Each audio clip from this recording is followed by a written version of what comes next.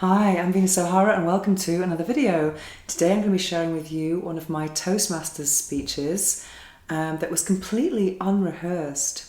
I did this because, for several reasons actually, I realised that every time I gave a speech in Toastmasters, if you're unfamiliar with Toastmasters, it's the biggest public speaking and leadership, how would I call it, school, course, whatever, in the world. And I've been a toastie now for 3 years and I've given many speeches.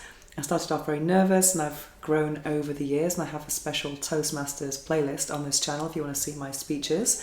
So it's been a very deep growth experience for me. But I realised that every time I was on stage, I was trying to think about what came next in my speech. And also I realised that after participating in 2 speech contests the same day, which meant I had to revise and rehearse 2 speeches, I realised I didn't really have time to put so much effort into it. I really wanted to just be able to stand on stage and tell a story and do so in a very natural way. So what I did last week for my speech last week, which was to tell a story that was from my life, I didn't do any rehearsal at all. And I must confess that even though there were many holes in my story that you'll see if you keep on watching this video, the experience was much more joyful and I really enjoyed it actually.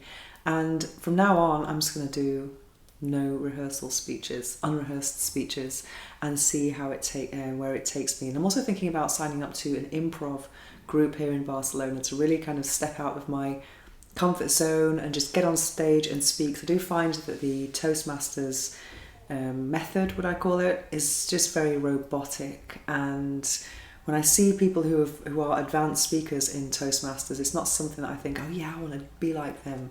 It's actually the opposite. I just find that people say that authenticity is important and all that, but I don't see much authenticity. It's very robotic.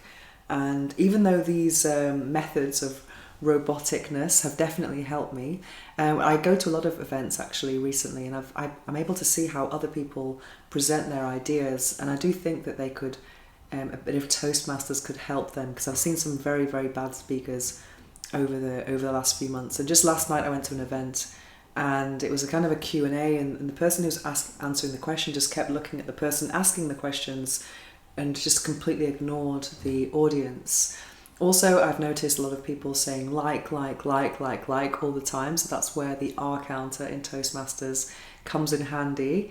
It's very helpful because I think a lot of people do and and so and I do a lot of anyways, but I don't say like because I cannot stand that like. Anyway, without further ado, I'm going to share with you my unrehearsed Toastmasters speech, and if you want to participate in giving me any feedback, it would be very welcome. So enjoy. It's called, what's it called again? At Least I Can Smile. Enjoy.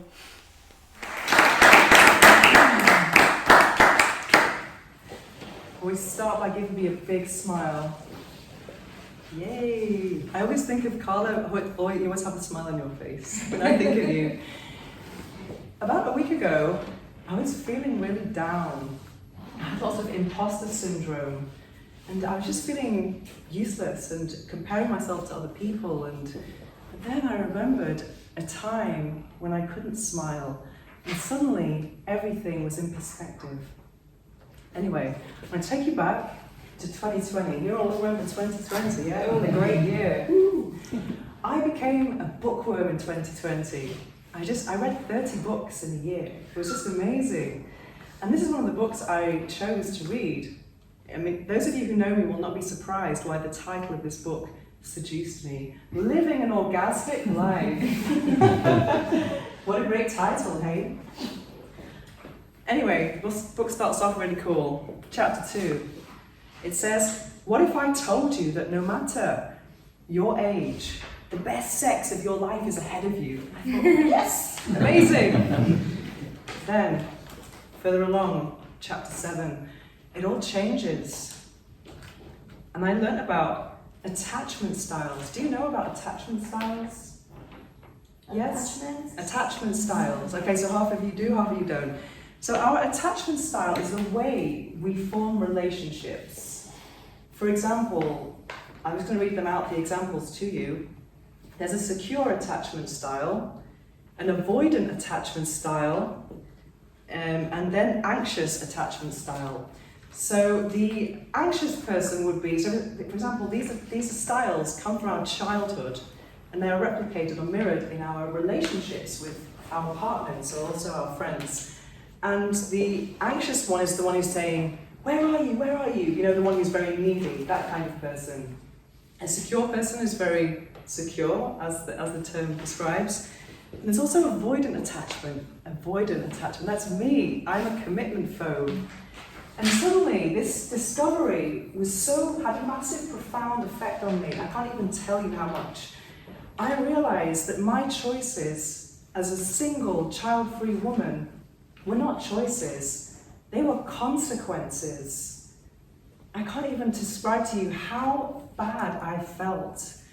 I felt terrible. And also this was in June, just when the pandemic was, well, things were still a bit uncertain.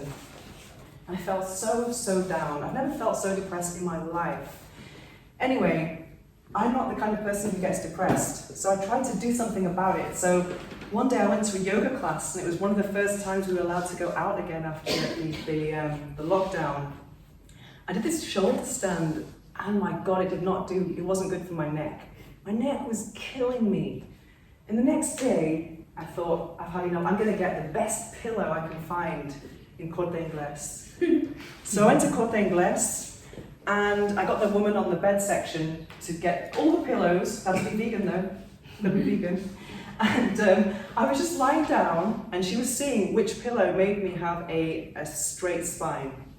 So I bought this pillow, it was 75 euros, okay? But if it's gonna make me have a nice smooth neck, then it's definitely worth it. When I was about to buy the pillow, she said to me, one side is warm for winter, one side is cold for summer. I thought, okay. It was the 17th of June, and even though it was almost summer, it was a very cold night. It was actually raining. I decided to go and sleep on the cold part. This is when the story shifts a little bit. When I woke up in the morning and I was having my orgasmic breakfast, I didn't think, why am I drooling? What's wrong with me? Then I looked in the mirror. I was paralyzed. I couldn't even believe what I was seeing. My left side of the face was paralyzed. I couldn't close my eye. I couldn't smile. I lost my smile. And it was like, you know, when you go to the dentist to get a filling? It was like that. And I Googled left side face drooping, and I saw all these things, stroke, blah, blah, blah, these awful things. And fortunately, I called a friend. And by this point, my eye was just twitching. And we walked to the nearest hospital. I lived in Barceloneta, so I went to Hospital del Mar, so it wasn't very far away. As soon as I got seen by the triage people, direct to the emergency. Anyway, when I was sitting in the emergency room, I was crying. I was so upset. I'd been taken there in a wheelchair. I had tachycardia. My heart was racing. Oh my God, I can't even tell you how much.